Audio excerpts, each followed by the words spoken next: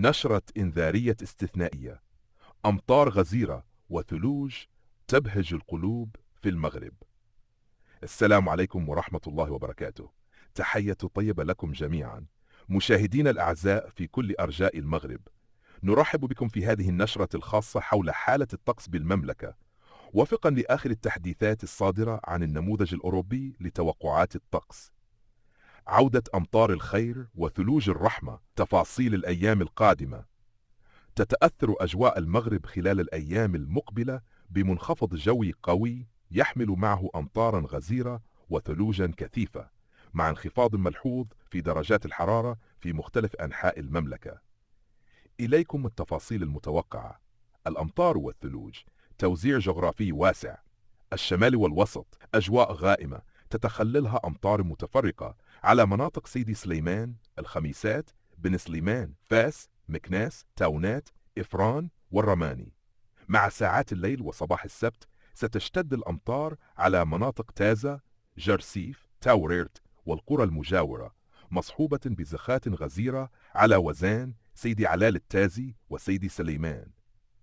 الجنوب الشرقي: توقعات تشير إلى أمطار مهمة على ورزازات، تنغير، زاكورة والريش، إضافة إلى تساقطات ثلجية كثيفة على مرتفعات أوكمدن، تلوين وأملشيل. المرتفعات: مناطق الأطلس الكبير والمتوسط ستشهد تساقطات ثلجية جد هامة تشمل إفران، ميدلت وتنغير.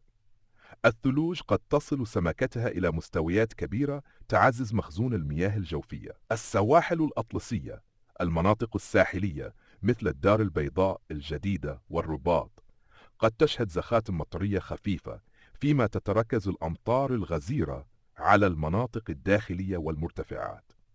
الرياح القوية وتحذيرات خاصة: شمال المملكة وجنوبها رياح قوية متوقعة يوم السبت والأحد، خاصة في المناطق الشمالية والأقاليم الجنوبية. قد تصل سرعتها إلى مستويات تؤثر على حركة السير، لذا يرجى توخي الحذر. الأمطار الرعدية: مناطق مثل شفشاون، تطوان وجدة وبركان قد تشهد أمطارا رعدية غزيرة مصحوبة برياح عاصفة. الأسبوع المقبل: استمرار الحالة غير المستقرة. من المتوقع أن تستمر الأجواء الممطرة حتى صباح الأحد، مع تساقطات غزيرة على مناطق الزاكورة، تنغير وتارودانت، مع احتمالية امتداد الأمطار إلى المناطق الشمالية الشرقية مثل الناظور، الحسيمة وتاونات. توقعات الأربعاء: طقس متقلب وانخفاض ملحوظ في الحرارة.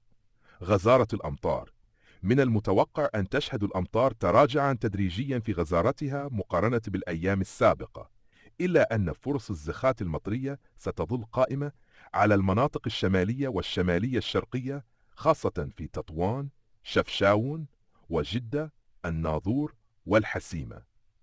درجات الحرارة: سيطر انخفاض ملحوظ في درجات الحرارة، خصوصا في المناطق المرتفعة مثل إفران، ميدلت والأطلس المتوسط. الطقس سيكون باردا بشكل عام، مع إمكانية تشكل الصقيع في ساعات الليل والصباح الباكر على المرتفعات.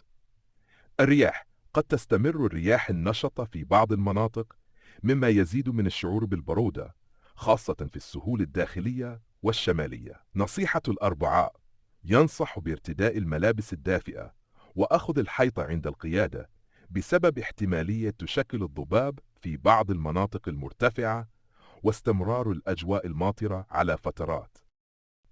ختاما، ندعوكم مشاهدينا الكرام إلى متابعة النشرة الجوية بشكل مستمر للحصول على أحدث المستجدات، مع أخذ الاحتياطات اللازمة بسبب الأمطار الغزيرة والرياح القوية. لا تنسوا الاشتراك بالقناة وتفعيل الجرس لتصلكم التحديثات الجديدة. اللهم اجعلها أمطار خير وبركة تعم أرجاء وطننا الحبيب. دمتم في أمان الله.